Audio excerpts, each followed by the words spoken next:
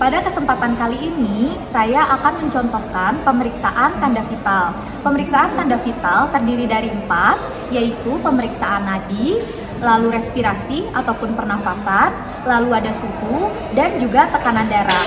Pertama, saya akan mencontohkan pemeriksaan nadi.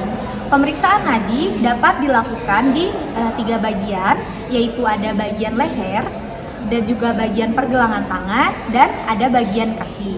Namun, paling sering biasanya dilakukan pada leher dan juga pada pergelangan tangan. Apabila ingin melakukan pemeriksaan di pergelangan tangan, itu dapat dilakukan.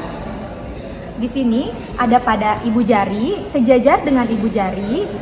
Lalu pas pada pergelangan tangan, di sini kita bisa raba dengan 2 tangan ditekan. Setelah itu, ini pada bagian yang pinggirnya ya, pada bagian pinggir. Lalu di sini kita akan merasakan denyut nadi. Denyut nadinya ini dirasakan apakah kuat ataupun tidak. Selanjutnya kita lihat iramanya, apakah teratur ataupun tidak. Apabila iramanya tidak teratur, maka harus diukur selama 1 menit. Nah, selain itu, untuk pengukuran dapat dilakukan di bagian leher, yaitu pembuluh darah di bagian leher. Letaknya yaitu antara yang ini adalah otot leher, lalu ada jakun. Di antaranya kita dapat menekan dan dapat merasakan adanya denyutan pembuluh darah. Nah, di sini kita dapat mengukur selama 1 menit seperti yang dilakukan pada pembuluh darah di pergelangan tangan. Selanjutnya, pemeriksaan respirasi atau pemeriksaan pernafasan. Pemeriksaan ini dapat dilakukan melihat dada seseorang.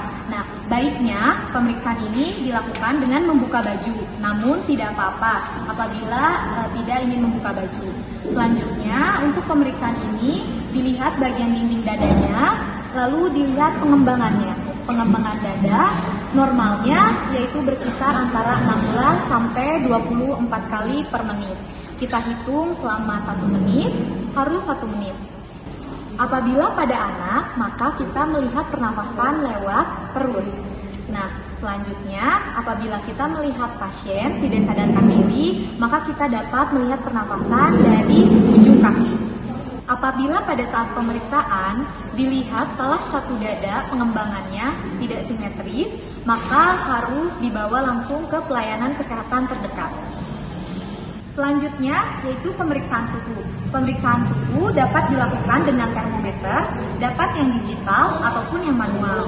Pemeriksaan suhu biasanya dilakukan pada mulut, lalu ketiak, dan bisa dilakukan di dubur. Apabila akan melakukan pemeriksaan suhu, ini dengan yang termometer manual. Kita harus menentukan bahwa air raksanya ini berada di bawah 36 derajat dengan cara mengibas-ngibaskan terlebih dahulu. Nah, apabila sudah, kita akan menempelkan termometer ini biasanya yaitu pada ketiak. Nah, kita simpan di ketiak. Kita tunggu selama 5 menit. Nah, setelah 5 menit maka kita angkat, lalu kita lihat suhunya berapa. Untuk suhu normal yaitu 36,5 derajat sampai dengan 37,4. Selanjutnya, apabila termometernya yaitu termometer digital, maka kita dapat menempelkan ataupun simpan pada bagian dahi hingga bunyi. Selanjutnya, kita dapat melihat langsung pengukuran suhu di sini. Ataupun kita dapat melakukan pengukuran suhu di telinga. Kita memasukkan ke dalam lubang telinga, jangan terlalu dalam. Kita tekan, lalu kita mendapatkan suhu langsung dengan angka yang tertera pada termometer.